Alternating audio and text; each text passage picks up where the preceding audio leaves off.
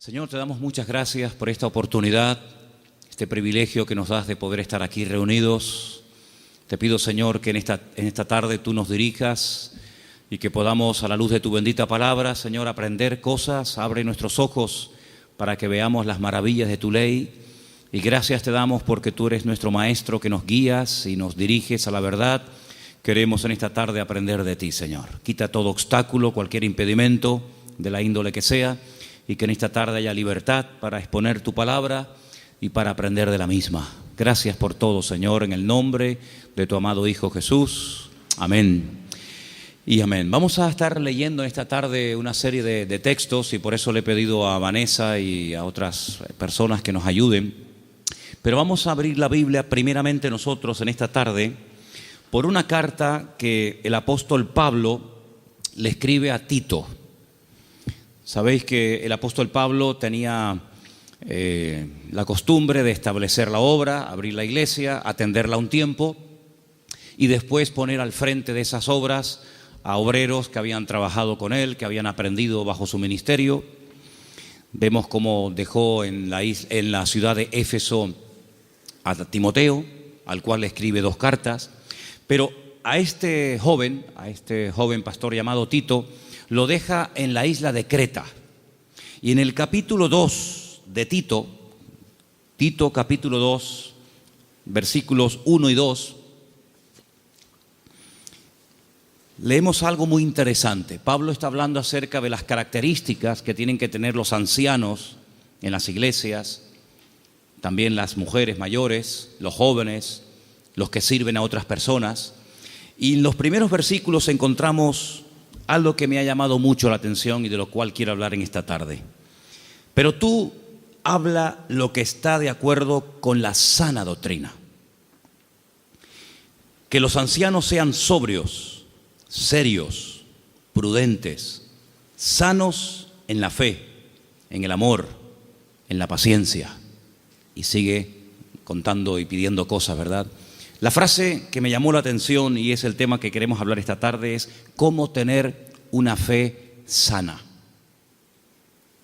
Cómo tener una fe sana. Dice la Biblia que el apóstol Pablo le pedía a Timoteo que los ancianos, que el liderazgo de la iglesia, tenían que tener una fe sana. Indagando por distintos textos del Nuevo Testamento, veo que a veces se menciona la fe, pero no siempre desde un punto de vista positivo. Hay como muchos tipos de fe, incluso también muchos niveles de fe. Y el apóstol Pablo y el Señor, a través de sus palabras, nos dice que la fe del creyente tiene que ser sana. Hablaremos después cómo se puede tener una fe sana, y también nos tendremos que preguntar si la fe que yo tengo está sana o está un poco enferma, ¿no? En Lucas 9:54 vamos a leer el primer texto, donde podemos ver a unos discípulos del Señor que lógicamente tenían fe, pero una fe muy extraña. Yo la he llamado una fe distorsionada. Escuchemos Lucas 9:54. Viendo esto, sus discípulos Jacobo y Juan dijeron: Señor, ¿quieres que mandemos descienda fuego del cielo como hizo Elías y los consuma? Unos discípulos del Señor le están proponiendo al Señor: Señor, ¿quieres que oremos para que caiga fuego del cielo y destruya a esta gente que no ha querido recibirnos? Y dice: ¿pero qué estáis diciendo? El Señor no apoya esa petición. El Señor dice: ustedes no saben lo que están proponiendo, ustedes no saben de lo que están hablando. La fe no es para destruir a la gente, la fe es para edificar, para ayudar, para bendecir. Luego, esta gente tenía una fe distorsionada completamente. Y sería muy bueno que nosotros nos preguntáramos de vez en cuando qué tipo de fe tenemos. Porque vemos que estos discípulos tienen una fe muy grande, incluso hasta para proponerle al Señor orar para que caiga fuego del cielo, como hacía el profeta Elías en varias ocasiones durante su ministerio, pero que no es ni el momento, ni el lugar, ni muchísimo menos la voluntad de Dios que se esté utilizando la fe para semejante barbaridad. Luego aquí vemos, sí, fe, pero una fe distorsionada. Hay un texto en 2 de Timoteo 1:5 que menciona otro tipo de fe, y es un texto en el que el apóstol Pablo reconoce que la fe de Timoteo no es como la que él va a mencionar a continuación. 2 de Timoteo 1:5. Trayendo a la memoria la fe no fingida que hay en ti, la cual habitó primero en tu abuela Loida y en tu madre Eunice, y estoy seguro que en ti también. Analizando este texto, encontré que hay más de 43 traducciones diferentes de este término griego que se ha traducido en la versión Reina Valera como fe no fingida. Pero hay otras Biblias que en vez de poner fe no fingida, dicen fe verdadera, sincera, fe sin mezclas, fe sin hipocresía, fe nacida del corazón, fe sin disimulo, sin engaño. Incluso hay una versión alemana que dice fe sin máscara. Es un término que se emplea en 6 ocasiones diferentes en el Nuevo Testamento, y hay un versículo en Romanos que dice que el amor tiene que ser sin fingimiento. Exactamente igual que la palabra que emplea Pablo a la hora de referirse a la fe. Entonces hay una fe fingida. Parece que tiene, pero a la hora de la verdad eso no se puede considerar una fe auténtica. Entonces estamos viendo cómo la Biblia menciona y habla de personas que en un momento determinado pueden tener fe, pero no es la fe sana de la cual queremos hablar en esta noche y cómo conseguirla. Entonces hemos visto una fe distorsionada, una fe fingida, que no era el caso de Timoteo. Tenemos también en Santiago 2:26 una fe que no sirve para nada. Lo dice literalmente el texto. Vamos a prestar atención. Santiago 2, versículo 26. Porque como el cuerpo sin espíritu está muerto, así también la fe sin obras está muerta. Fe sin obras. Hay fe, pero no hay obras, luego está muerta. No sirve para nada. Entonces hay gente que puede tener una fe aparentemente muy grande, pero no hay obras. Esa fe no produce nada. Por lo tanto, dice Santiago, es una fe muerta. Y lo muerto, pues ya me contarás para qué sirve. Absolutamente para nada. Ya hay 3 tipos de fe: distorsionada, una fe fingida, una fe muerta, y hay una fe que quisiera contar un poquito de quién se trata. ¿Os acordáis del joven rico? Un chico que dice que había guardado todos los mandamientos de la ley, era muy escrupuloso, moralmente impecable, pero él notaba que le faltaba algo. Y le pregunta al Señor: Señor, ¿qué tengo que hacer para heredar la vida eterna? Y el Señor le propone un estilo de vida diferente, le habla de que tiene que romper con ese espíritu de materialismo que lo domina, le habla de que tiene que guardar los mandamientos, y él dice: yo todo esto lo he guardado. Luego vemos que muchos escribas y fariseos, incluido en el joven rico, eran personas de fe, pero era una fe religiosa, mecánica. Hay que orar, oramos. Hay que leer, leemos. Hay que ayunar, ayunamos. Hay que congregarse, me congrego. Pero el Señor no quiere que actuemos como si fuéramos máquinas, hermanos. Que no seamos como robots, que hacen las cosas pero sin sentimiento, sin pasión, sin ganas, sin deseo. Las hacen, pero no hay vida en lo que hacen. Digamos que es una fe religiosa. Sin embargo, volvemos al texto de Tito capítulo 2, donde el apóstol Pablo dice que los creyentes tienen que tener una fe sana. Quédense con eso, una fe sana, que no está enferma, que no está distorsionada. No es una fe que llegamos incluso a tener fe en la fe, valga la redundancia. Conocen la película de la lámpara de Aladino, ¿no? Esa lamparita que la frotan, sale un genio, y el objetivo del genio es cumplir los deseos de aquel que tuvo la suerte de encontrar la lámpara de Aladino. La fe no es la lámpara de Aladino. No tenemos que tener fe en nuestra fe. Dice el Señor: tened fe en Dios. ¿Cuántos dicen amén? Antes de ver las características y cómo se puede tener una fe sana, quiero llevarles a Mateo capítulo 8, donde vais a ver cómo el Señor sabe perfectamente qué nivel y qué calidad de fe tenemos. En Mateo capítulo 8, a partir del versículo 5, se relata la historia de una visita de Jesús a un pueblo llamado Cafarnaún, que significa el pueblo de Naún. Y en el versículo 5 dice que Jesús entró en Capernaum y vino a él un centurión. Luego, no es un judío, es un gentil. Y este centurión, que era una especie de capitán, viene rogándole y le dice: Señor, mi criado está postrado en cama, paralítico, gravemente atormentado. No es un hombre insensible, no es un hombre arrogante como la mayoría de los romanos de la época. Es un hombre que viene pidiendo ayuda. Y viene pidiendo ayuda a un judío. Luego aquí hay un acto de humildad muy grande. Y le dijo el Señor: yo iré y le sanaré. Versículo 8. Respondiendo el centurión le dijo: Señor, no soy digno de que entre bajo mi techo.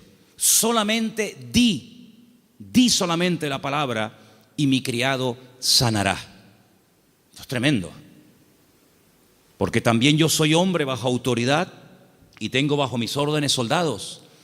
Y le digo a este: ve, y va. Y le digo a otro: ven, y viene. Y a mi siervo: haz esto, y lo hace.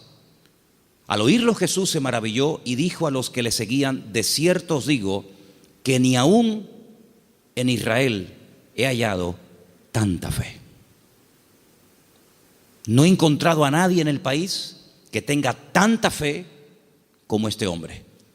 ¿Qué fue lo que le llamó la atención al Señor Jesucristo de este hombre? Primero, la humildad con la que vino a pedir. No vino exigiendo. No vino: oye, que soy un centurión romano y me tienes que obedecer. Sino vino con humildad. Vino, dice, que rogándole. Y no vino pidiendo algo para él, sino para otra persona. Luego aquí hay una compasión. Aquí hay un amor por alguien que está sufriendo, que no es precisamente él, sino es su criado. Luego hay una cosa muy interesante en la conversación. El Señor está dispuesto a ir a la casa de un gentil. El Señor está dispuesto a ir a la casa de este hombre. Sin embargo, este hombre dice: Señor, sinceramente yo no soy digno de tenerte bajo mi techo. Pero podemos solucionarlo de otra manera. Di solamente la palabra, da solamente la orden de que mi criado sea sanado, y no hace falta ni que te desplaces, no hace falta ni que vengas. Fíjate que el hombre le pone un ejemplo al Señor. Le dice: mira, yo soy un hombre de autoridad. Yo le digo a un soldado que venga y viene, lo digo a otro que vaya o haga esto y lo hace. Por lo tanto, lo que este hombre está diciendo es: yo reconozco tu autoridad. Yo reconozco que cuando tú ordenas algo en el mundo espiritual, se cumple. Por lo tanto, como hago yo en lo natural, hazlo tú en lo espiritual. Da la orden y automáticamente mi criado sanará. Él unió el poder de la palabra, la autoridad de la palabra del Señor, con una fe bien puesta y bien depositada con humildad en el Señor. Y claro, automáticamente recibió la respuesta. Entonces el Señor dice que en todo Israel no había encontrado a nadie que tuviera tanta fe, una fe tan grande, tan firme, tan madura como la de este hombre. Luego, por la forma como habló, por la forma como pidió y se comportó, el Señor se dio cuenta de que este hombre no tenía una fe normal y corriente, sino era una fe, amigo, de categoría. Sin embargo, en el mismo Evangelio según San Mateo, un poquito más adelante, en el capítulo 14, ahora las cosas cambian. Porque en el capítulo 14, a partir del versículo 22, dice la palabra del Señor lo siguiente: Jesús enseguida hizo a sus discípulos entrar en la barca e ir delante de él a la otra tierra, a la otra ribera, entre tanto que él despedía a la multitud. Despedida la multitud, subió al monte a orar aparte, y cuando llegó la noche estaba allí solo. Y ya la barca estaba en medio del mar, azotada por las olas, porque el viento era contrario. Más a la cuarta vigilia de la noche, como a las 3:30 de la madrugada, Jesús vino a ellos andando sobre el mar. Los discípulos, viéndole andar sobre el mar, se turbaron diciendo: un fantasma, y dieron voces de miedo. Pero enseguida Jesús les habló diciendo: tened ánimo, yo soy, no temáis. Entonces Pedro le respondió y le dijo: Señor, si tú eres, manda que yo vaya a ti sobre las aguas. Vamos a ver. Jesús le dijo: ven. Simplemente eso, ven. Él, descendiendo de la barca, andaba sobre las aguas para ir a Jesús. Pero, ay amigos, los peros. Al ver el fuerte viento tuvo miedo y, comenzando a hundirse, dio voces diciendo: Señor, sálvame. Al momento Jesús, extendiendo la mano, asió de él y le dijo: hombre de poca fe. poca fe. Capítulo 8 le dice al centurión, grande, grande es tu fe. Queda maravillado, queda impactado el Señor al ver el nivel de fe que tenía aquel hombre. Sin embargo, a este le dice, hombre de poca fe. Hay otro pasaje muy interesante en los evangelios, ustedes lo conocen perfectamente, donde Jesús está predicando en una casa. Dice la Biblia que fuera hay unos amigos de un paralítico que no pueden entrar. Conocen la historia, ¿verdad? Dice que se suben al techo, no se desaniman, no dicen, bueno, vengamos otro día, tal vez otro día ya no está. Nada los detiene, nada los frena. Descienden al paralítico entre ellos y dice la Biblia literalmente, al ver Jesús la fe de ellos. No habla de la fe del paralítico. Al ver Jesús la fe de ellos, le dijo al paralítico, y todos conocemos el resto de la historia. Luego, tal vez nosotros no podemos ver la fe, ni siquiera la nuestra, pero el Señor sabe perfectamente qué nivel de fe tenemos. La fe que tenemos que tener no es una fe cualquiera, no es esa fe que creemos que es una especie de, como dije antes, de lámpara de Aladín o de llave maestra que todo lo puede y todo lo abre. No, tiene que ser una fe sana. Pero ¿cómo se llega a tener esa fe sana? ¿Cuáles son las características de una fe sana verdaderamente en el Señor? Vamos a ver la primera característica que tiene que tener una fe sana. Primera de Pedro, capítulo 1, del 3 al 9. ¿Lo tienes, Vanessa? Vamos a prestar atención a Primera de Pedro 1, del 3 al 9. Bendito el Dios y Padre de nuestro Señor Jesucristo, que según su grande misericordia nos hizo renacer para una esperanza viva por la resurrección de Jesucristo de los muertos, para una herencia incorruptible, incontaminada e inmarcesible, reservada en los cielos para vosotros, que sois guardados por el poder de Dios mediante la fe para alcanzar la salvación que está preparada para ser manifestada en el tiempo postrero, en lo cual vosotros os alegráis, aunque ahora, por un poco de tiempo, si es necesario, tengáis que ser afligidos en diversas pruebas, para que sometida a prueba vuestra fe, mucho más preciosa que el oro, el cual, aunque perecedero, se prueba con fuego, sea hallada en alabanza, gloria y honra, cuando sea manifestado Jesucristo, a quien amáis sin haberle visto, en quien creyendo, aunque ahora no lo veáis, os alegráis con gozo inefable y glorioso, obteniendo el fin de vuestra fe, que es la salvación de vuestras almas. Amén. ¿Os dais cuenta? La primera característica de una fe sana es que tiene que ser probada. Si no quieres tener una fe probada, jamás sabrás qué tipo de fe tú tienes. Mientras no hay problemas, no se sabe si verdaderamente tú eres una persona madura o inmadura. No se sabe.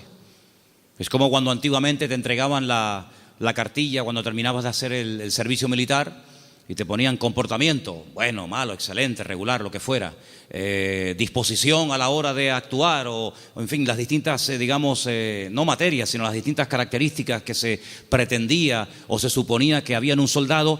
Generalmente, a menos que fuera tiempo de guerra, el apartado del valor se dejaba en blanco, porque no hubo ocasión de mostrar el valor. La obediencia sí, la fidelidad, la puntualidad, digamos la uniformidad, pero el valor era una casilla que se dejaba en blanco. Ahora, si hay una guerra, si te tienes que jugar la vida, si tienes que salir a campo abierto, entonces se sabe si ese soldado tenía o no tenía valor.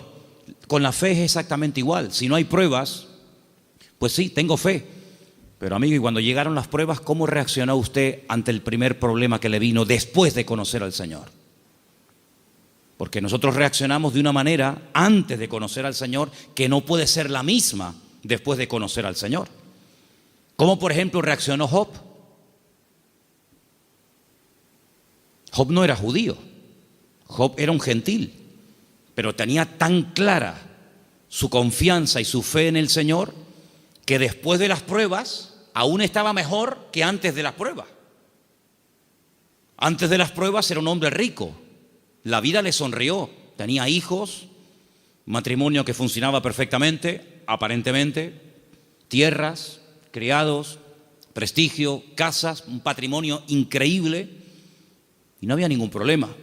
El Señor permitió, porque todo lo permite el Señor, que las cosas comenzaran a ir de diferente manera. perdió en una semana a todos los hijos, no a uno, a todos, los varones y las hembras. Perdió todos los animales, eso era una tragedia en aquel tiempo. Las cosechas se le pudrieron, la mujer se le volvió en su contra, él cayó enfermo, las casas se le derrumbaron, los amigos, ni te cuento. Si uno dice, bueno, pero ¿dónde está Dios en todo esto? Nunca estuvo Dios más cerca de Job que cuando era probado. Cuando más cerca Dios estuvo de Job y cuando más cerca Job estuvo del Señor fue en el tiempo de la prueba. En ningún momento se quejó. Argumentó, habló con el Señor, todo lo que tú quieras, pero en ningún momento claudicó y dijo, no merece la pena, no sirve de nada llevar una vida íntegra, llevar una vida de santidad, porque al fin y al cabo, mira, estoy pasando lo peor que los que no creen en ti, Señor. Al final, cuando termina todo aquel ciclo de pruebas tremendas, que no sabemos exactamente cuánto tiempo duró, Él dice cosas tremendas. Él dice, yo de oídas te había oído, pero ahora mis ojos te ven. Ahora es cuando yo verdaderamente he conocido qué tipo de Dios, qué naturaleza es la de mi Dios. Ahora he experimentado la fidelidad de Dios. Ahora he experimentado la sanidad del Señor. Ahora he experimentado el consuelo del Señor. Y por eso, claro, Él dice esa famosa leyenda, esa famosa frase, aunque Dios me mate, lo voy a seguir adorando, porque yo sé que mi Redentor está vivo. Entonces las pruebas no lo destruyeron, al contrario, lo fortalecieron de tal manera que al final Él tiene que orar por los demás y nadie por él, porque solamente venían a cuestionarle, a criticarle, a poner el dedo en la llaga y bueno, a decir todo tipo de barbaridades. Por lo tanto, la fe sana, la fe verdadera, tarde o temprano, ha de ser probada. Y dice la Biblia que la actitud que tenemos que tener ante las pruebas es de gozo, no es encima, ¿sí? Encima. Tener por sumo gozo cuando os halléis en diversas pruebas, sabiendo que la prueba de vuestra fe produce paciencia. Porque una fe, para que sea sana, tiene que tener un ingrediente indispensable y es paciencia. La fe sin paciencia puede convertirse en temeridad. Y tú dices, pero la fe tiene que ir acompañada de paciencia. Hombre, claro, si no se termina convirtiendo en desesperación. No entiendo nada, oro, pido con fe y no recibo, pero ¿cómo es esto? Entonces, si no va acompañada del ingrediente de la paciencia, al final terminas desesperándote porque crees que no tienes fe, que has cometido un pecado, que te han hecho algo malo, etcétera, etcétera, y comenzamos a decir tonterías, y toda tontería, toda queja, todo lamento que salga de nuestros labios lo que hace es que va deteriorando, enfermando, debilitando cada vez más la fe. Y en vez de ser una fe sana, es una fe pero enferma. Entonces vemos que la característica de una fe sana es que ha sido probada por el fuego. Es interesante notar que hay un momento en el que el Señor le dice a Pedro, Pedro, Satanás ha venido para pedirme permiso porque os quiere zarandear como al trigo. Eso es una revelación de parte del Señor, porque en ningún momento encontramos en los evangelios a Satanás hablando con Cristo pidiéndole semejante cosa. Eso es una revelación que el Señor contó.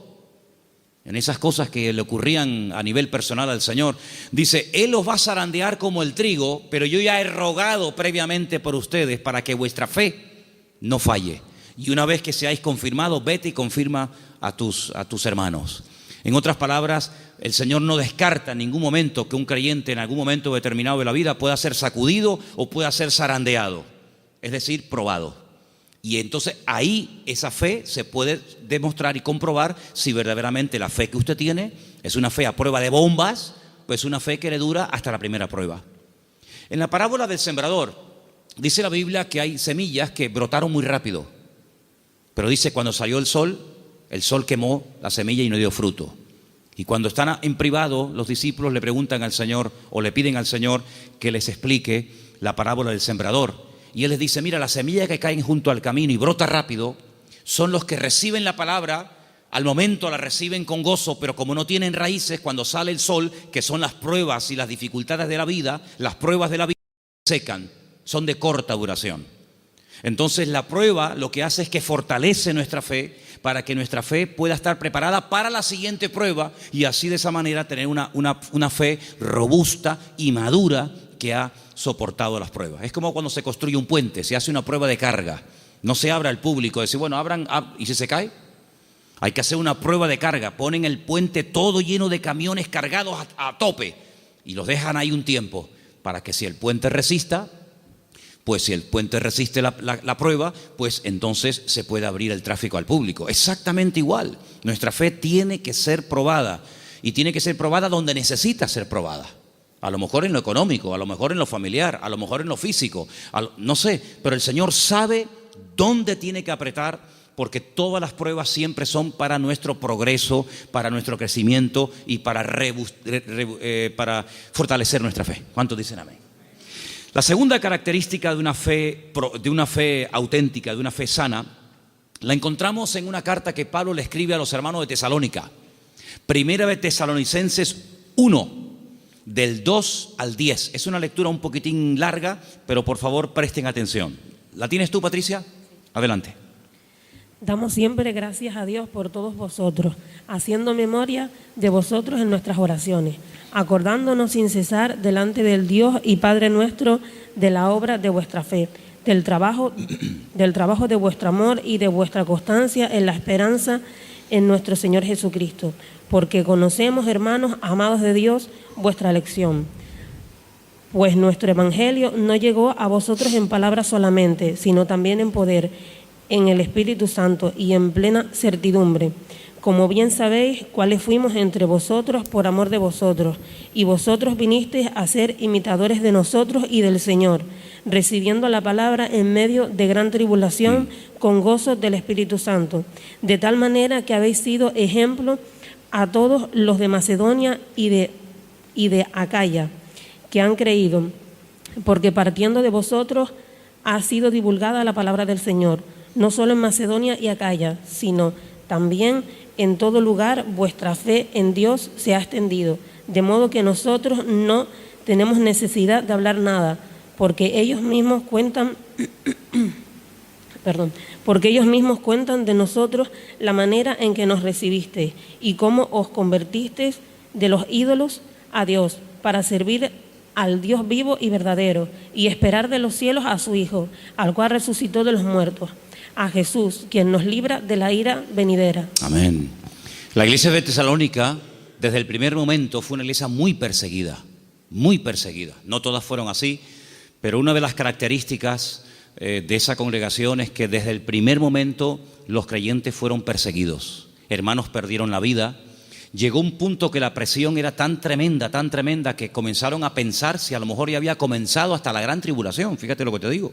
Y por eso Pablo tiene que escribirles varias cartas y alentar y animar a los hermanos y aclararles que todavía ese tiempo no ha comenzado, y les alienta y les anima a decir, hermanos, seguir adelante. El Señor aún no ha venido. El tiempo de angustia de Jacob, la gran tribulación aún no ha comenzado. Y Pablo pone doctrina encima de la mesa para que ellos sepan que lo que está pasando no es todavía lo que está profetizado para los últimos tiempos, ¿verdad? Y una de las cosas que el apóstol Pablo reconoce de la iglesia es que la fe de la iglesia, la fe de los hermanos de la ciudad de Tesalónica, no se quedó encerrada entre cuatro paredes, sino que los creyentes no habían perdido el valor de testificar a los que no conocían al Señor. Ellos se habían convertido, como dice ahí, hemos leído, de los ídolos. Habían sido gente idólatra, politeísta, y habían dejado esa vida de desorden, de idolatría, para convertirse al Dios vivo y verdadero. Pero la conversión de ellos, la fe de ellos depositada en el Dios vivo y verdadero, no era algo que se hacía a escondidas, sino algo que ellos querían que se difundiera. De tal manera que Pablo llegaba a ciertas y determinadas poblaciones y la gente en esos lugares daban testimonio de lo que los hermanos de Tesalónica estaban pasando y cómo la fe de ellos se había extendido. Y esto es muy importante, hermanos. Esto es muy importante porque en un momento tenemos un encuentro inicial con el Señor. Nos encontramos con el Señor, entendemos el propósito de la salvación, de la venida de Cristo. pedimos perdón por nuestros pecados, lo aceptamos como nuestro Señor y Salvador personal. Muy bien, pero ¿y ahora? Ahora se tiene que extender nuestra fe. Tenemos que divulgar nuestro testimonio, nuestra esperanza en el Señor, porque no todo el mundo tiene la misma fe. No todo el mundo ha tenido la misma experiencia que tú has tenido, y por eso es muy importante que abramos la boca para que podamos decir a la gente, oye, que hay una esperanza, que hay un remedio, como vimos el domingo, que hay un camino, una verdad y una vida.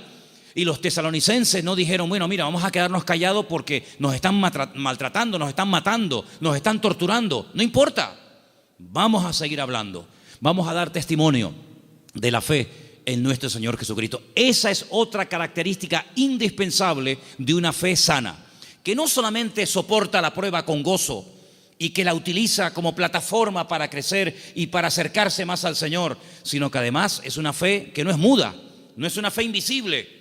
Usted sabe que la tiene, pero nadie se ha enterado en la familia, nadie se ha enterado en el barrio. No, yo abro mi boca y extiendo y proclamo la fe, la obra que el Señor ha hecho en mi vida. Esa es otra característica de una fe sana. Un creyente que no testifica no es normal.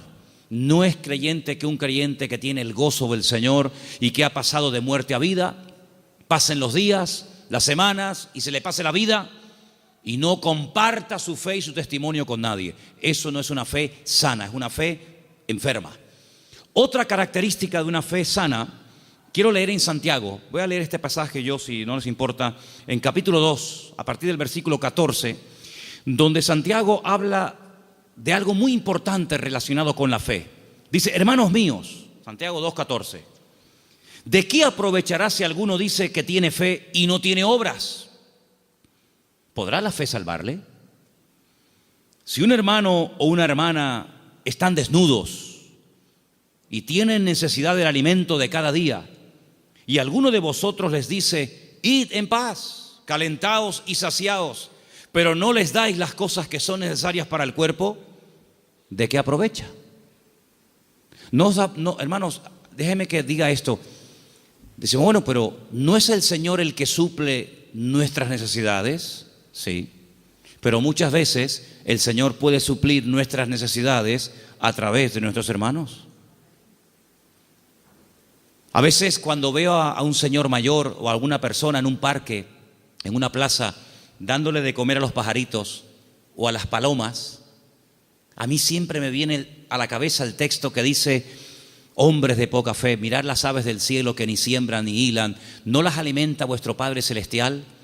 Y yo digo, fíjate, este hombre sin darse cuenta, o a lo mejor sí, no sé, está siendo un instrumento que hoy el Señor está utilizando. Él cree que le sobraban unas miguitas de pan duro y las trae al parque para entretenerse, pero él no se está dando cuenta de que ese montón de pájaros el Señor los está alimentando a través del detalle de este hombre. Entonces puede ser que el Señor te puede utilizar a ti en un momento determinado y a través de tu vida, cubrir la necesidad, suplir la necesidad de algún hermano. Entonces dice, así también la fe, si no tiene obras, es muerta en sí misma. Una de las fe que comentamos antes. Versículo 18. Pero alguno dirá, tú tienes fe, yo tengo obras. Muéstrame tu fe sin tus obras y yo te mostraré mi fe por las obras. Tú crees que Dios es uno y bien, haces bien. También los demonios creen y tiemblan. Mas ¿quieres saber esto, hombre vano, que la fe sin obras es muerta? ¿No fue justificado por las obras nuestro padre Abraham cuando ofreció su hijo Isaac sobre el altar? ¿No ves que la fe actuó juntamente con sus obras y que la fe se perfeccionó por las obras? Y se cumplió la escritura que dice, Abraham creyó a Dios y le fue contado por justicia y fue llamado amigo de Dios. Vosotros veis pues que el hombre es justificado por las obras y no solamente por la fe.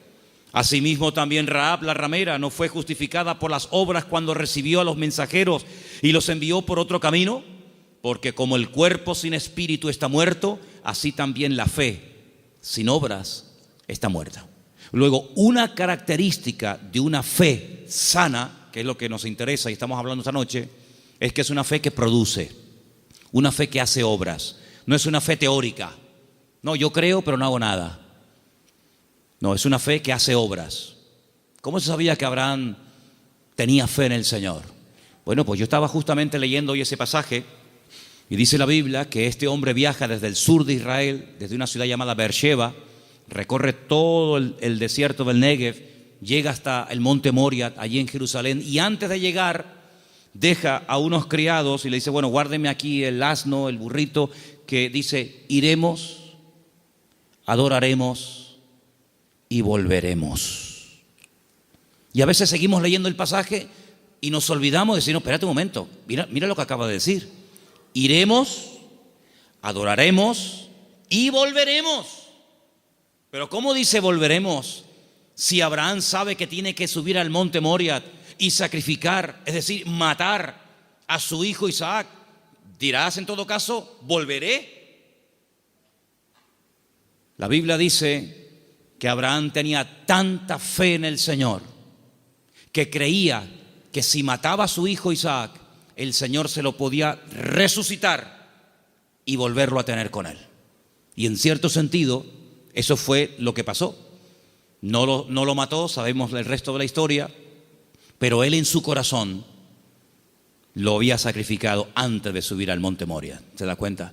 Pero la fe de Abraham no quedaba simplemente en un acto de obediencia, sino que iba mucho más allá. Bueno, yo lo mato, yo lo sacrifico porque al fin y al cabo es lo que Dios, mi Señor, me ha pedido. Pero creo que Él me lo puede dar de entre los muertos. Y es que nunca nadie había resucitado, hermanos. Él no puede decir, no, es que ya resucitó fulanito de tal. No había resucitado nadie. ¿Cómo sabía Abraham que el Señor podía resucitar muertos? Porque Abraham conocía a Dios. Y la fe auténtica, la fe sana, no es una fe ciega, no es una fe irracional, es una fe basada en hechos, en realidades. ¿Y qué mejor realidad que conocer a Dios y conocer su palabra? Yo dije en una ocasión que hubo un momento en nuestra vida en los que creímos en un Dios que prácticamente no conocíamos. Cuando nosotros la primera vez aceptamos al Señor, ¿qué sabíamos del Señor? Pues muy poca cosa. No conocemos hoy nosotros al Señor mejor que hace años atrás cuando lo conocimos o lo recibimos en nuestro corazón, ¿sí o no? Por supuesto que sí. En aquel momento fue un acto de fe. Yo necesité fe, créame, yo particularmente, yo no sé usted, pero yo necesité mucha fe porque yo no creía en Dios. No creía en Dios, sencillamente. Para mí no existía. Y yo necesité que Dios me diera fe para poder creer en Él. Pero créanme, hermanos, y lo digo con toda sinceridad, yo hoy en día no necesito fe para creer en Dios. Yo es que sé que Dios existe. La fe se necesita para creer en lo que usted tal vez no ve o no ha recibido y tiene fe de poder recibirlo. Pero yo no necesito fe para creer en mi Padre.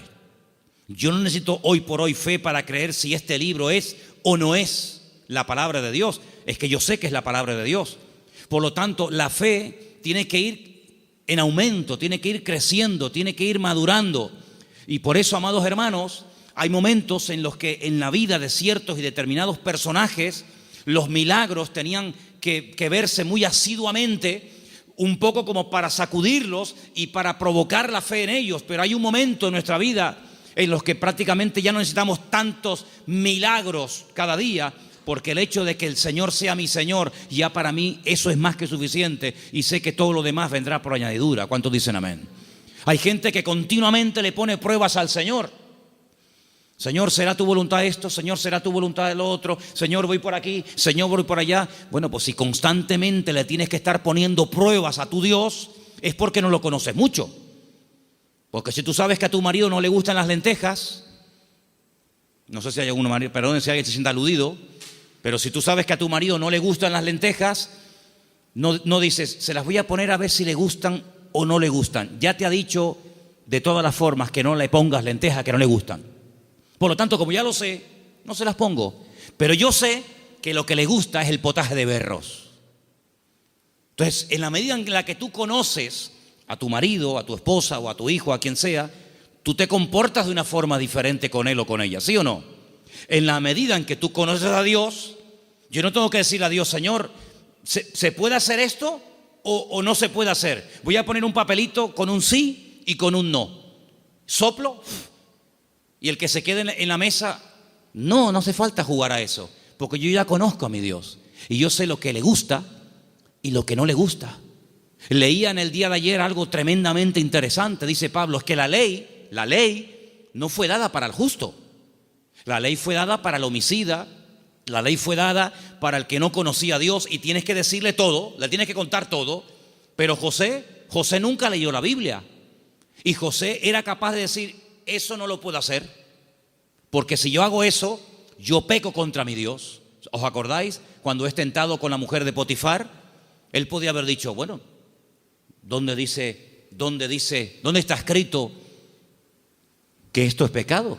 No estaba escrito por ninguna parte, pero es que él conocía a Dios. Y cuando una persona conoce a Dios, aunque no tenga mucho conocimiento de la Biblia, conoce más del Dios de la Biblia que de la Biblia del Señor y sabe perfectamente discernir. Y dice, esto no es de Dios, esto no es del Señor. Porque el que conoce al Señor, dice la Biblia, hay un texto muy bonito que dice, el pueblo que conoce a su Dios se esforzará. Y nosotros, amados, queridos hermanos, no dejamos de pecar por miedo al castigo, sino no pecamos por temor a Dios, por respeto al Señor, que es muy diferente. Amén. Otra característica de una fe madura, tal vez le puede sorprender esta frase, es que no tiene miedo a las aventuras. En Génesis capítulo 12, quiero que vean este pasaje conmigo. Génesis capítulo 12, versículo 1. Hay una palabra aquí muy bonita que la hemos leído en muchas ocasiones. Dicen que el padre de Abraham era, ¿cómo se llamaba el padre de Abraham? Hola.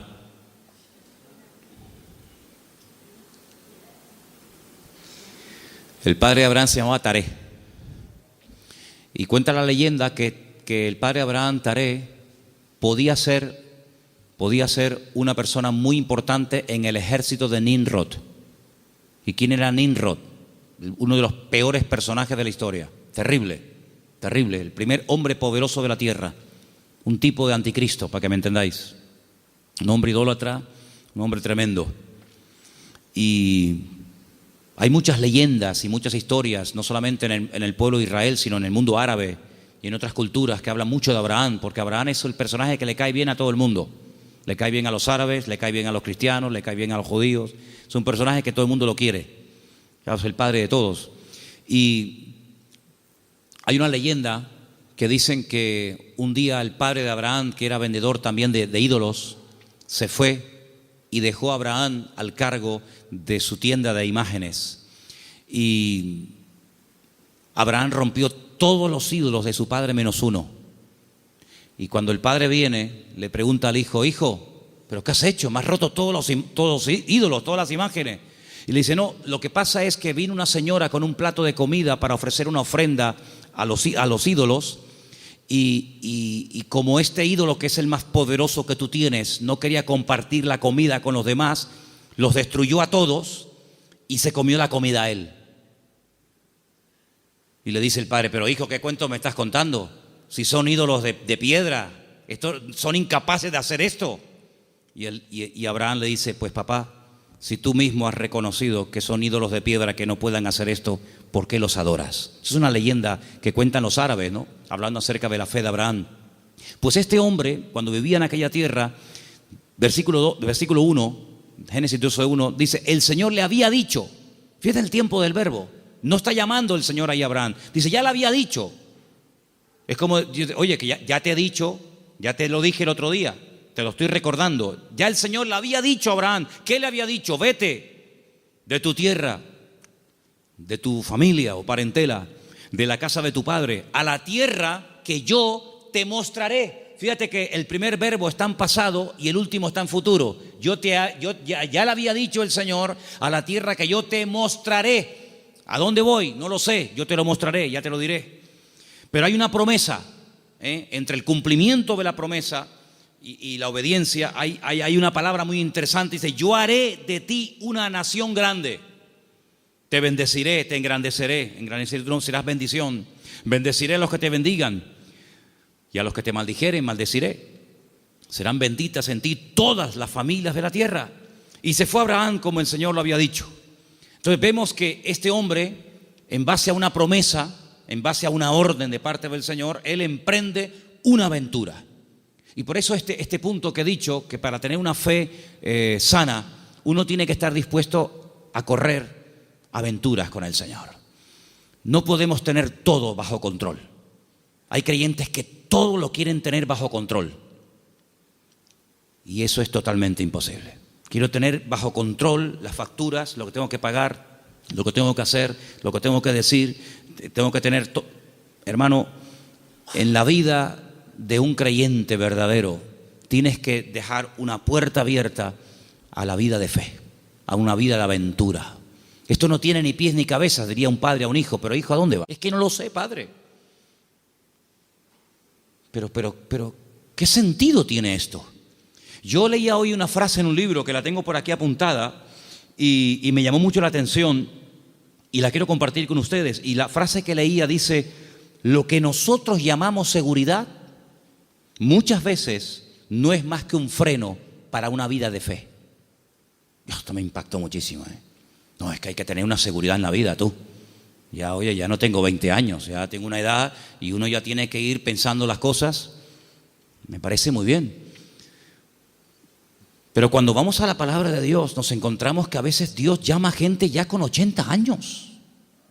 Y tú dices, ¿pero dónde va este hombre con 80 años? Pues tú no ves que cuando tú eras joven lo intentaste y fue un fracaso lo que hiciste, que incluso hasta terminaste matando a una persona. Y el Señor llama a un hombre que en el pasado ha fracasado y se ha refugiado como un prófugo en el desierto, cuidando ovejas que no son ni de él. Y ahora tengo que volver atrás. ¿A qué? A hacer la voluntad de Dios. Pero en esta ocasión no como tú la quisiste hacer, en tu yo, en tu ego, sino hacerla en mi nombre. Y lo manda a Moisés, a Egipto, con 80 años. Y Abraham le da unas promesas increíbles con una edad que uno dice, ¿y por qué no le dio estas promesas cuando tenía 18, 20 o 30 años? ¿Por qué esperó tanto el Señor en sorprender y en usar a este hombre? Hermanos, nosotros no somos los que ponemos los tiempos los pone el Señor. Por eso les dije antes que un ingrediente indispensable de una fe sana es la paciencia. Una fe que no va acompañada de paciencia te puede crear problemas a ti personalmente. Porque cuando tú pides y cuando tú oras y no recibes, la Biblia dice que si pedimos y no recibimos, se puede convertir en un tormento al alma, en un tormento al corazón. Y por eso el que tú pidas no significa que inmediatamente tus órdenes se tienen que cumplir. Vuelvo a repetir el ejemplo de antes. La fe no es la lámpara de Aladino. Encomendamos al Señor nuestra vida, nuestras situaciones, confía en Él y Él hará, decía el Salmo 37, ¿os acordáis? Entonces, una fe sana tiene que ser probada, tiene que extenderse, no puede quedar ahí reducida, anclada, encerrada herméticamente en tu vida. Es una fe que produce obras. Es una fe que es que por lo que haces se nota que tiene fe. Hombre, vamos a ver, un hombre que está dispuesto a sacrificar a un hijo, ¿qué más prueba que ello? Cuando le dice el Señor a ese hijo el día de mañana, quédate en Beersheba y siembra en el desierto, y este hombre siembra en el desierto y no cuestiona a Dios diciendo, oye, pero ¿cómo que siembra en el desierto? Esto es un disparate, es una locura. ¿Cómo voy a sembrar la semilla? ¿Cómo voy a sembrar semillas en arena? Y el hombre lo hace y Dios lo prospera, ¿verdad? Vemos en la Biblia que hay momentos en los que Dios le dice a la gente, oye, ¿tú estás dispuesto a ir en contra de la corriente? ¿Tú estás dispuesto a hacer lo que yo te diga, aunque aparentemente sea un disparate? A ese tipo de vida no tenemos que cerrarnos. Yo no digo que tengas que ir por ese camino toda tu vida, pero no descartes la posibilidad de que en un momento Dios te lleve la contraria. ¿Puede el Señor llevarnos la contraria? ¿Puede el Señor sorprendernos a estas alturas? Quiero decirles algo que llevo tiempo queriendo decirlo y siempre se me olvida. Siempre se me olvida. Cuando llego a casa digo, pero si yo vine de Galicia y quería decirles esto y todavía no se lo he dicho. Ahora me acaba de venir a la cabeza y se lo voy a decir. Fui a predicar un día a una iglesia en Galicia. No voy a decir ni el sitio porque sabe Dios a dónde llegan estas predicaciones. Fui a predicar a un lugar y el pastor de esa iglesia, que llevaba ya mucho tiempo al frente de esa congregación, me dice que se va a ir a otra ciudad, a empezar otra iglesia. Digo, muy bien. Y él sigue hablando y me dice, es que esta iglesia en la que yo ya he estado años, yo creo que ya ha dado todo lo que tenía que dar. hemos hecho evangelismo, hemos hecho retiros, hemos hecho campamentos, hemos hecho vigilias, y yo creo que esta iglesia ya ha dado todo lo que tenía que dar, y voy a comenzar en otra parte. Y cuando yo llegué a casa y comencé a pensar en lo que este hermano me había dicho, es un buen hombre, es un buen pastor, no estoy hablando de un pseudo pastor, estoy hablando de un hombre de Dios. Pues yo dije, Señor, es interesante en la vida, porque en la vida tiene que saber uno hasta dónde tiene que llegar. La Biblia nos enseña que el sueño de Moisés era entrar a la tierra prometida. El Señor dijo, no, hasta aquí llegaste, amigo. Pero no voy a cruzar el Jordán, no, es que soy Moisés, me da igual. Yo si quieres te enseño la tierra, pero aquí se acaba tu vida, amigo. A partir de ahora le pasas el relevo a Josué. Y vemos que Moisés no entró en la tierra prometida. Y tan grave fue lo que hizo, aparentemente delante del Señor fue gravísimo, para no dejarlo entrar, tú imagínate, ¿verdad? Vemos, por ejemplo, a David. ¿Cuál era el sueño de David? El sueño de David era levantar un templo a Dios. Ese era el sueño de David. ¿Se lo había pedido el Señor? No. De hecho, el Señor le dice a través del profeta Natán, le dice, ¿dónde me vais a meter a mí? Si el cielo es mi trono y la tierra es el estrado de mis pies, ¿qué casa me vais a construir a mí? Pero si quieres hacerla. Sin embargo, vemos que el Señor no le permitió. El que verdaderamente tenía ganas de levantar el templo, no lo pudo levantar. Su hijo fue el que lo levantó. Entonces, él entendió que su vida no era, o el sueño de su vida no se iba a cumplir, sino que era su hijo el que iba a levantar el templo. Luego, uno tiene que saber hasta dónde puede llegar. Porque, hermanos, seamos sinceros, si analizamos, por ejemplo, la vida de José, un hombre de fe, un hombre obediente, vemos que sí, él había recibido una revelación cuando era jovencito de lo que sería su vida. Pero si aquellos sueños que él tuvo de pequeño no le ayudaba, en cierto sentido, el faraón a poder cumplirlos, pues se pudriría en la cárcel. Luego, otra persona tuvo que soñar para que sus sueños personales, la revelación de parte del Señor a él, se pudiera hacer realidad. Por lo tanto, es muy importante como congregación, como familia, como matrimonio, como hijo, como pastor, como creyente, saber hasta dónde tengo que llegar con el Señor. De hecho, para mí hay dos preposiciones que aparecen en la Biblia que tenemos que tenerlas presentes siempre en nuestra vida de fe. Desde, hasta. Son dos preposiciones importantísimas en la vida de un creyente que quiere tener una fe sana. Desde, hasta. ¿A qué me refiero? Josué capítulo 1 dice, la tierra te la he entregado. Nadie te podrá hacer frente en todos los días de tu vida. Desde, hasta, esa es la tierra en la que te puedes mover. No te salgas de ese marco, no te salgas de ese terreno, porque no te la daré. De hecho, ha habido momentos en la historia en los que Israel ha conquistado terreno que tiempo más tarde ha tenido que devolver, porque no entraba dentro del desde hasta, ¿verdad? Cuando en una de las guerras conquistó la famosa península del Sinaí, la península del Sinaí no entraba dentro de las promesas del Señor y la tuvo que devolver, ¿verdad? Y sabemos que la península del Sinaí no pertenece a Israel. Por lo tanto, como creyentes tenemos que saber cuáles son nuestras limitaciones, qué tipo de fe tenemos, y con ese tipo de fe trabajar y movernos en el Señor. Porque dice la Biblia que no a todos se nos ha dado la misma fe, ni los mismos dones, ni el mismo conocimiento, ni los mismos talentos. Por lo tanto, cada uno tiene que, dice, examinarse a sí mismo y decir, bueno, a mí el Señor no me ha llamado a predicar, pero así a mí el Señor sí me ha llamado a servir o a colaborar. Tal vez el Señor a mí no me ha llamado al ministerio musical, pero me ha llamado o me ha capacitado o me estoy preparando para el ministerio de enseñanza o para el ministerio, digamos, para otras culturas. Cada uno de nosotros tiene que examinar su fe y ver a sí mismo qué estás haciendo con el nivel de fe que tú tienes.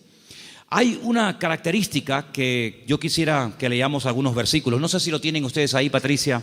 Hebreos 11, ¿sí? Del 8 al 10. Porque antes dije algo que quiero que te lleves esta tarde grabado en tu corazón. Incluye la paciencia en tus oraciones. Incluye la paciencia en tu fe.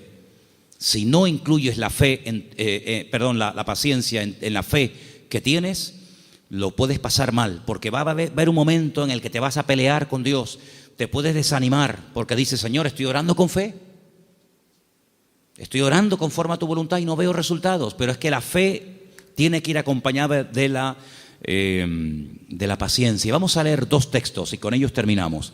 Hebreos 11, del 8 al 10, por favor. Por la fe, Abraham, siendo llamado, obedeció para salir al lugar que había de recibir como herencia, y salió sin saber a dónde iba.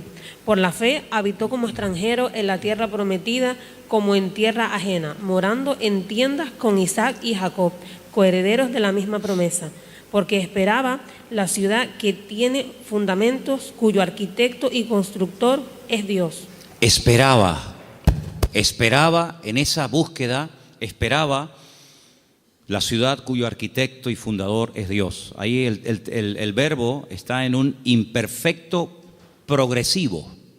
Es decir, espero, pero no de brazos cruzados, a ver qué pasa. No, espero y me muevo en esa espera. ¿Me explico? Me muevo en fe. Aún no he recibido lo prometido. ¿Estará aquí la ciudad cuyo arquitecto y fundador es Dios? ¿Está aquí? ¿No? Vámonos para allá. Y se iba a otro lugar, acampaba. Yo lo que busco es la ciudad que ha construido mi Dios. Una ciudad firme, estable. Vivo en tiendas de campaña, pero no importa, yo estoy buscando una ciudad que tiene fundamentos. Pasaba un tiempo, aquí no es. Bueno, dice la Biblia, y esto es un misterio tremendo, que dice que la llegó a ver. La llegó a ver y la saludó, como diciendo, algún día yo estaré allí. Yo les dije una vez que a mí me llamó muchísimo la atención, porque esto es algo que dice el Nuevo Testamento. Esto no lo dice el Antiguo Testamento. La Biblia no dice en el Antiguo Testamento en ninguna parte que Abraham buscaba la ciudad cuyo arquitecto y fundador es Dios. Eso no lo dice en ninguna parte. Eso lo dice el Nuevo Testamento en la carta a los Hebreos. Luego hay una transmisión oral, cosas que se contaban de padres a hijos, de generación en generación, que no están escritas en la Biblia, pero que llegaron hasta los tiempos del Señor Jesucristo, y el que escribió la carta a los Hebreos, que puede ser Pablo, Apolos, Lucas o quien fuera, él, inspirado por el Espíritu Santo, dice en la carta, si fuera mentira, Dios no le hubiera permitido que lo escribiera, que Abraham lo que en el fondo buscaba no era agua en el desierto. Lo que él buscaba era una ciudad cuyo arquitecto y fundador es Dios. Y tú dices, ¿qué ciudad es esa? ¿Qué ciudad es? Una ciudad que ha hecho Dios. Bueno, yo solamente conozco una. ¿Cuál es? Pues la Nueva Jerusalén, ¿sí o no? No hay otra. Bueno, pues cuando hemos ido muchas veces a Israel, en el famoso Museo del Templo, pues resulta que al principio ustedes saben que hay unas habitaciones que te van explicando la historia de la Biblia con unos cuadros gigantes, unos cuadros enormes. No dejan sacar fotografías, no dejan hacer películas, pero bueno, yo lo tengo aquí grabado en mi cabeza. Y hay un cuadro enorme que yo me quedé mirando, digo, esto es increíble, Se ve. Son allá, claro, ya Isaac no era un niñito de 4, Isaac tenía entre 35 y 40 años cuando va al monte Moria con su padre. Algunas veces la gente se imagina que ven mi niño, ven bonito, ven, ponte aquí. No, Isaac era un hombre ya hecho y derecho. Y lo pone sobre el altar y se ve el altar de piedras con Isaac amarrado de pies y de manos. En el fondo se ve unas zarzas con un carnero allí enroscado. Se ve a Abraham con el puñal en alto, pero él está mirando al cielo y es a lo que voy. Y se ve en el cielo el templo de Jerusalén, todo como si fuera de oro. Se ve el templo y Abraham mirando el templo de Jerusalén. Por eso los judíos dicen que lo que Abraham vio en el monte Moriah fue el futuro templo de Jerusalén, y ese es el monte donde se construyó el templo de Jerusalén. Y yo cuando miraba aquello digo, pero si los judíos no leen el Nuevo Testamento, si los judíos tienen prohibido leer el Nuevo Testamento, ¿cómo saben ellos que Abraham allí en aquel sitio, según la versión judía, él vio el templo de Jerusalén? Y yo en el Nuevo Testamento veo que Abraham lo que vio fue la Nueva Jerusalén. Bueno, algo se tuvo que transmitir a lo largo de la historia, de boca en boca, ¿verdad? De generación en generación, que llegó hasta los tiempos de la carta de los Hebreos, donde vemos que Abraham vio algo y dice que la vio. Entonces, amados hermanos, el nivel de fe de Abraham era algo tan espectacular que ¿cómo va a tener el temor de sacrificar a un hijo cuando sabe que Dios se lo puede resucitar? ¿Cómo va a tener él temor de dejar la herencia de su padre y quedar totalmente desheredado a la hora de salir del hogar cuando él sabe perfectamente lo que Dios le está prometiendo? La fe no tiene lugar a la duda. La fe es certeza, la fe es convicción. Ahora, si yo tengo un buen trabajo, pongamos un ejemplo sencillo de entender. Si yo tengo un buen trabajo, gano bien, estoy contratado fijo, tengo mis pagas, ya tengo una antigüedad, etcétera, etcétera, me va bien, me encuentro a gusto, y de repente me ofrecen otro trabajo, una de dos. O el que me ofrecen tiene que ser 1000 veces mejor que el que tengo, o no tiene ningún sentido que yo deje este buen trabajo por un trabajo que en el fondo no sé si me van a pagar, si no me van a pagar, si tienen solvencia, si no tienen solvencia, si estos van serios, si estos van broma. ¿Tú sabes lo que significó dejar todo? Papá, que me voy. ¿Pero te vas a dónde? No sé. ¿Y por qué? Es que Dios me llamó. ¿Pero qué Dios te llamó? Era una aventura, era un disparate. Pero un disparate para el hombre que tiene una fe enferma. Un disparate para el hombre que se pone encima de una mesa y empieza a sacar cálculos y saca la calculadora y dice: esto es un disparate, esto no va a funcionar bien, esto no tiene ni pies ni cabeza. Para el hombre natural, dice la Biblia, que las cosas de Dios son un disparate, son locura. Pero para el hombre que tiene el Espíritu de Dios, dice que la fe te permite, hay distintos niveles, ¿verdad? Hay un momento en el que la fe, si crece, si madura, si se extiende, una fe probada, etcétera, te permite ver por la fe y llamar las cosas que no son como si ya fuesen. Tú imagínate que yo mañana llego aquí y les digo: hermano, a partir de ahora me llamo Daniel, ya no me llamo Manolo. Sería un choque, ¿no? Sería un impacto. Bueno, pues eso fue lo que tuvo que hacer Abraham: convencer a su mujer de que ahora Dios le cambió el nombre, convencer a sus 300 criados, y encima el nombre que Dios le ha puesto es un nombre que tiene que ver con algo que no es real. Si le hubiera puesto un nombre que significaba anciano, pues oye, te pega como anillo al dedo porque eres un viejito. O si te hubiera puesto un nombre que no sé, pero es que le puso un nombre que significaba padre de multitudes. Y claro, más de uno habrá dicho: pero bueno, es que este hombre este hombre va de mal en peor. Se pone un nombre que no tiene nada que ver con la realidad, pero es que la fe te permite estar por encima de lo que llamamos realidad. Porque yo pregunto, ¿la realidad cuál es? ¿La que vivimos o la que Dios quiere que vivamos? Porque la Biblia dice que la vida es sombra, y la sombra no es la realidad. La sombra proyecta una realidad, y la Biblia dice que vivimos en un mundo que es de sombra. Sin embargo, cuando conocemos a Dios, nos damos cuenta que la sombra de Dios, para que nos entendamos, se proyecta muchas veces en lo que nosotros llamamos realidad, pero que realmente la realidad no es lo que vemos, sino lo que no vemos. Porque dice la Biblia que las cosas que vemos son temporales, pero las que no vemos son eternas. Y la Biblia dice, hay una promesa, que el justo, por la fe, vivirá. Pero en el texto original hebreo no aparece el verbo vivir, sino aparece el verbo ser. El texto dice: el justo, por la fe, existirá. Porque una cosa es vivir y otra cosa es existir. La existencia la da el Señor.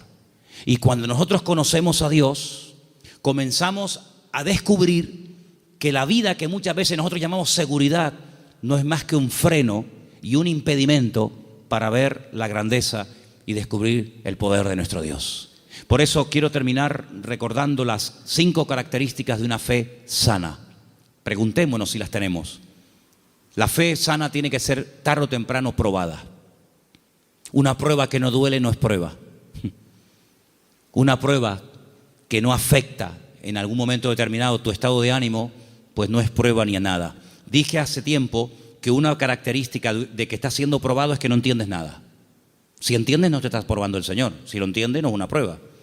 Una característica de que estoy siendo probado es que no entiendo lo que me está pasando. Eso es una prueba. La segunda característica es que es una fe que se extiende. No es una fe hermética encerrada en sí misma.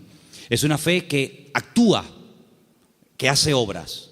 Y por la forma como actúa, te das cuenta de que detrás de esa actuación hay una fe. Hay una frase que leí esta semana, que también la tengo apuntada aquí, que dice: todo esfuerzo realizado siempre obtiene resultados. Es buenísima, no me digan, ¿eh? Todo esfuerzo realizado siempre obtiene resultados. Tú te esfuerzas por el Señor, ¿verdad? Tú ejercitas la fe y automáticamente Dios lo premia. Tercera o cuarta característica, que la fe sana tiene que ir acompañada de paciencia. Dice la Biblia que Abraham esperaba pacientemente.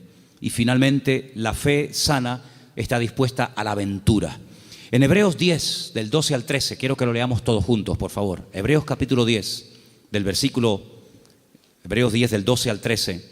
Hay unos versículos muy interesantes que los he dejado para el final, para que medites en ellos y te los lleves esta noche en tu corazón. Repito, Hebreos capítulo 10, del 12 al 13. ¿Lo tienen, hermanos? Bueno, creo que lo estamos poniendo ahí, ¿no? Perfecto. Léelo conmigo. Pero Cristo, habiendo ofrecido una vez para siempre un solo sacrificio por los pecados, se ha sentado a la diestra de Dios. Versículo 13. De ahí en adelante, esperando hasta que sus enemigos sean puestos por estrado de sus pies. Esperando. Es la misma palabra que aparece cuando dice que Abraham esperaba la ciudad cuyo arquitecto y fundador es Dios. Ahora fíjate esto.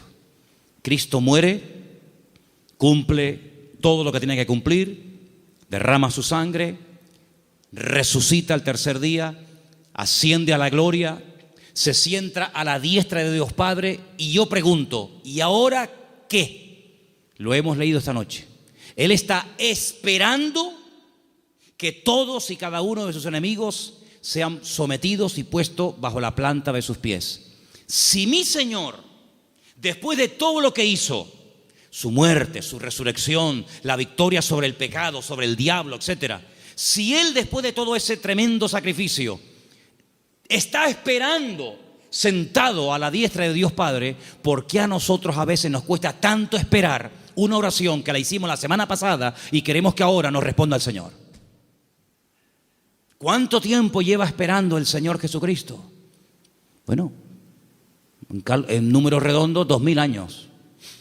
Porque aún hay enemigos que no están sometidos. Dice que el último, un día si quieren podemos hacer la lista de los enemigos que tienen que ser dominados y controlados y sometidos a la planta de los pies del Señor. Dice que el último, después de haber superado todo, el último enemigo que será superado y vencido para siempre será la muerte. De momento la muerte no ha sido vencida en el sentido de que todavía los seres humanos siguen muriendo, incluidos los cristianos. Y dice la Biblia que algún día la muerte no existirá más. Llegará un momento en el que la muerte, llegó tu muerte, hasta aquí llegaste, amiga. Por lo tanto, si el Señor está esperando, imitemos al Señor. Él ora, Él intercede. Hay oraciones que el Señor Jesucristo le hizo al Padre cuando subió a la diestra, y una de ellas fue: Padre, envíales el Consolador. No dijo Él: yo rogaré al Padre para que os envíe otro Consolador, para que esté con vosotros para siempre. ¿Lo habéis leído, sí o no? Esa oración fue contestada en pocos días. Asciende, el Señor Jesucristo le pide al Padre que envíe el Espíritu Santo a los que quedaron en la tierra, lo envía. Pero hay otras muchas cosas que aún todavía el Señor está esperando que se solucionen, que se venzan, y después vendrá el Señor. Por lo tanto, vemos que la fe tiene que aprender a esperar. No solamente tiene que tener la confianza y la perseverancia, sino que una fe sana es una fe que sabe esperar. Pero no es una espera en vano, no es una espera inútil. Es una espera que merece la pena, porque merece la pena esperar en el Señor. ¿Cuántos dicen amén? Cierra tus ojos en esta noche y pidámosle al Señor: si mi fe está distorsionada, si mi fe está muerta, si mi fe no produce, si mi fe está estancada, Señor, sáname la fe. Que mi fe no sea una fe enferma, sino una fe viva, una fe robusta, madura. En otras palabras, una fe sana, aleluya. Que sea una bendición para mi vida y para los que me rodean. Una fe contagiosa, una fe que trae ánimo, una fe que trae fortaleza al espíritu. Una fe que me ayuda a superar los traumas, los problemas, las tristezas, las amarguras, las pérdidas. Una fe que me ayuda a llamar las cosas que no son como si ya las estuviera teniendo ahora mismo y disfrutando de ellas. Llama las cosas que no son como si ya fuesen. Di, Señor, gracias porque la bendición ya la tengo conmigo. Gracias, Señor, porque el gozo, la paz, la sanidad, ese trabajo, ese hijo, esa situación la veo resuelta. Pero la fe tiene que aprender a esperar. Como tú estás esperando a la diestra del Padre, yo quiero esperar pacientemente, esperé en el Señor. Y te pedimos en esta noche, Señor, que esta fe, que es la meta de todos y cada uno de los creyentes, de tus hijos, sea una realidad en nuestra vida. Ayúdanos a trabajar esta fe que tú un día depositaste en nuestros corazones, que el mundo no la apague, que las circunstancias de la vida no la debiliten ni la enfermen, sino que la fe nos permita estar firmes, porque tu palabra dice que nuestra fe ha vencido al mundo. Aleluya. Señor, si nuestra fe en algún momento no ha estado como tenía que estar, si no estamos verdaderamente echando mano y utilizando esta fe, te pedimos que tú nos sacudas y nos despiertes para que esta fe, Señor, verdaderamente sea una fe poderosa, una fe que obtenga lo imposible y una fe que me permita vivir en victoria y bendecido todos los días de mi vida hasta que tú regreses, Señor. Gracias te doy, Señor, por este don, por este regalo maravilloso que tú has puesto en mi vida. Bendecimos y glorificamos tu nombre en esta noche, en el nombre bendito de Jesús. Amén.